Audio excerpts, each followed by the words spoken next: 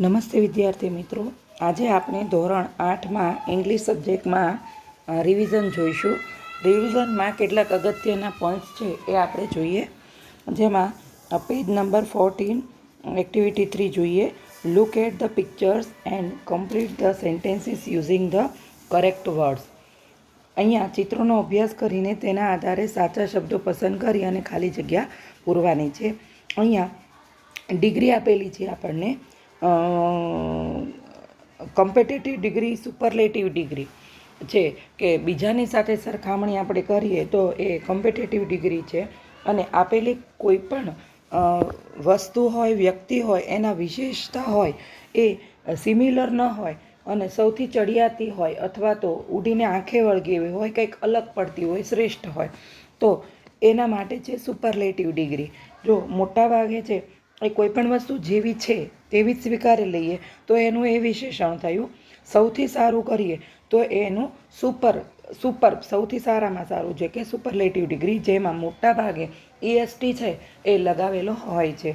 અને જ્યારે કમ્પેરિઝન કરીએ એટલે ધેન, આ ના કરતાં ધેન પદ એના પહેલાં વપરાય છે અને ER લગાડાય છે. અને કેટલાક વિશેષણમાં છેલ્લો શબ્દ છે સ્પેલિંગનો, બિગ છે તો બિગર, સ્મોલ છે તો સ્મોલર, તો એ છેલ્લો અક્ષર છે જે સ્પેલિંગમાં છેલ્લો છે વર્ણ એ બેવડાય છે. આપણે જોઈએ, પહેલું છે 3 બોક્સ આપ્યા છે આપણને અને ત્રણેય વિશેષણો કાઉન્સમાં આપેલા છે: સ્મોલ, સ્મોલર અને સ્મોલેસ્ટ. તો 1 નંબરનું બોક્સ સૌથી મોટું છે, 2 નંબરનું છે એ સૌથી નાનું છે અને 3 છે એ એક કરતાં નાનું અને બીજા કરતાં મોટું છે. અહીંયા આપણે સૌથી મોટું નથી બતાવવાનું, વિશેષણ આપણને સ્મોલ આપેલું છે એટલે આપણે એ વિશેષણ આપેલું છે એનો ઉપયોગ કરીશું. બોક્સ જોઈને આપણને ખ્યાલ આવી જાય કે સૌથી પહેલાં છે એ 2nd નંબરનું બોક્સ છે એ છે એ સૌથી સ્મોલ છે એટલે કે સ્મોલેસ્ટ. જ્યારે 2nd નંબરનું બીજું જોઈએ, 3rd બોક્સ ઇઝ ખાલી જગ્યા ધેન ફર્સ્ટ બોક્સ. જ્યારે ધેન શબ્દનો ઉપયોગ થાય ત્યારે સરખામણી કરનાર શબ્દની છે એ સાથે વપરાય છે એટલે સ્મોલર આવે, સ્મોલર ધેન, આ ના કરતાં, જેનો અર્થ થાય છે આ ના કરતાં, બરાબર.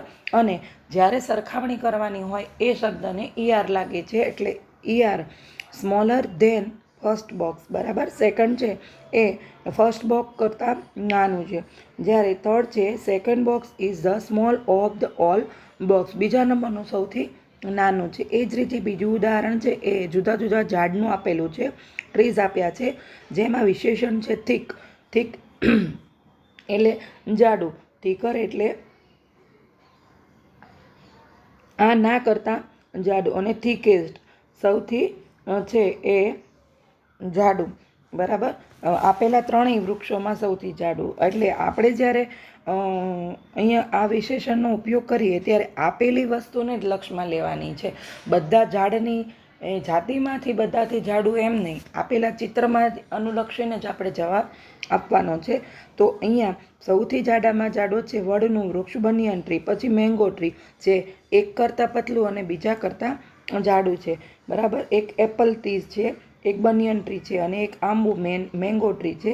તો સૌથી પહેલાં આપણે the apple tree does not have ખાલી જગ્યા ટ્રંક બ્લેન્ક, બરાબર. બ્લેન્ક જોઈએ તો કે નોટ હેવ ટ્રંક, બરાબર. કોની પાસે છે એ મૂળ છે, પેલા વડવાઈઓ છે એ જાડી નથી, તો કે ભાઈ apple tree does not have the thick trunk, બરાબર. એની પાસે વડવાઈઓ નથી, જાડી વડવાઈઓ નથી.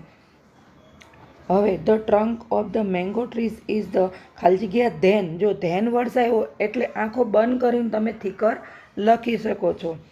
The banyan tree is the thickest, સૌથી વધારેમાં વધારે જાડી વડવાઈઓ છે એને છે એટલે આપણે થીકેસ્ટ વિશેષણ મૂકીશું. અહીંયા સુપરલેટિવ ડિગ્રી છે EST.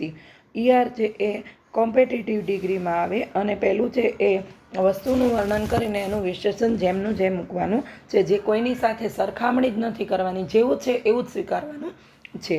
તમને મહાવરાથી જુદા જુદા વર્ણના ઉદાહરણોના મહાવરાથી તમને આ વસ્તુ કંઠસ્થ થશે. ત્રીજું છે શોર્ટેસ્ટ અને શોર્ટર અને શોર્ટેસ્ટ એ ત્રણ છોકરાઓના ચિત્ર છે, અર્ણવ, યુવરાજ અને આદિત્ય. જેમાં સૌથી શોર્ટેસ્ટ છે આદિત્ય, શોર્ટ છે યુવરાજ, બરાબર, અને અર્ણવ. તો Arnab is the short boy. અહીંયા છે અર્ણવ છે એ શોર્ટ બોય નથી, બરાબર, શોર્ટ બોય છે.